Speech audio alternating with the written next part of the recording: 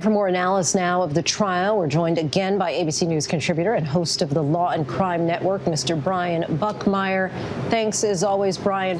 The prosecution rested its case today. Taking a step back, how well would you say that they presented their side over the past 2 weeks? And what moments do you think are likely to stick with jurors?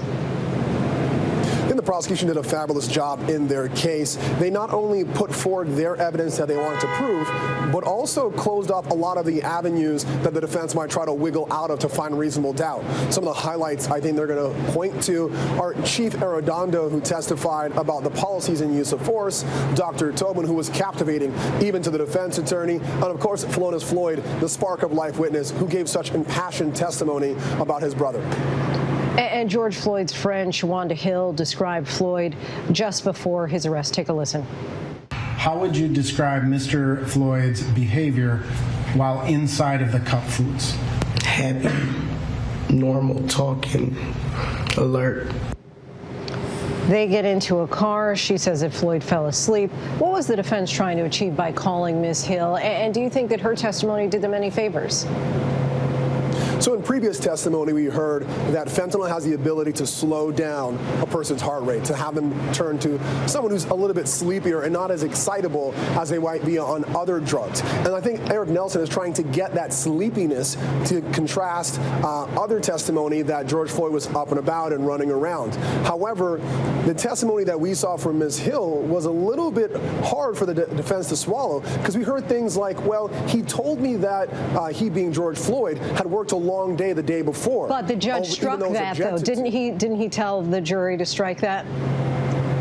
Yeah, but defense attorneys and prosecutors will all tell you the same thing, that a bell can't be unrung. Or unrung, sorry. So once it's said, yeah, sure, you can tell jurors to not remember it or not think about it, but it definitely will be in their head. It will definitely come up during deliberation, and it's definitely going to hurt the defense. And defense attorney Eric Nelson tried to paint George Floyd and the gathering crowd as aggressive through the testimony and body camera footage of Officer Chang.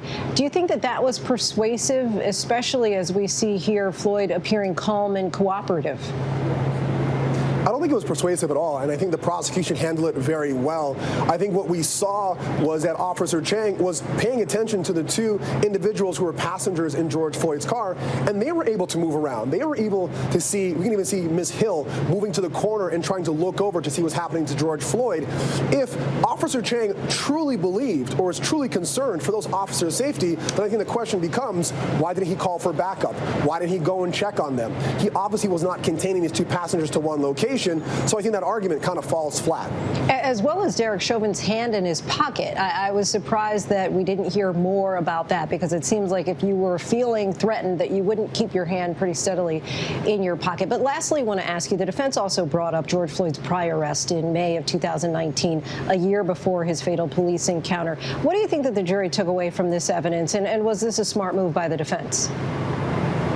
So I think the jury took away from it that in 2019, George Floyd took drugs and was arrested, and surprise, surprise, he didn't die. He received medical attention, and he lived for all of 2019. In May of 2020, the one major difference is Derek Chauvin's knee on George Floyd's neck. And so I think they're going to take that from that testimony. But I don't think it was persuasive, because I think while both the defense and prosecution has been trying to take race out of this conversation, out of this case, it does keep coming back very subtly. I think Eric Nelson is trying to push this idea that George Floyd is the stereotypical big, scary black man on drugs, and this small 140-pound officer had to use this level of force against him. But that, I think, is a myth that many in the jury are not going to appreciate or take kindly to. Brian Buckmire, appreciate your insight. Thanks so much. My pleasure. Thank you. Hi, everyone. George Stephanopoulos here. Thanks for checking out the ABC News YouTube channel. If you'd like to get more videos, show highlights, and watch live event coverage, click on the right over here to subscribe to our channel. And don't forget to download the ABC News app for breaking news alerts. Thanks for watching.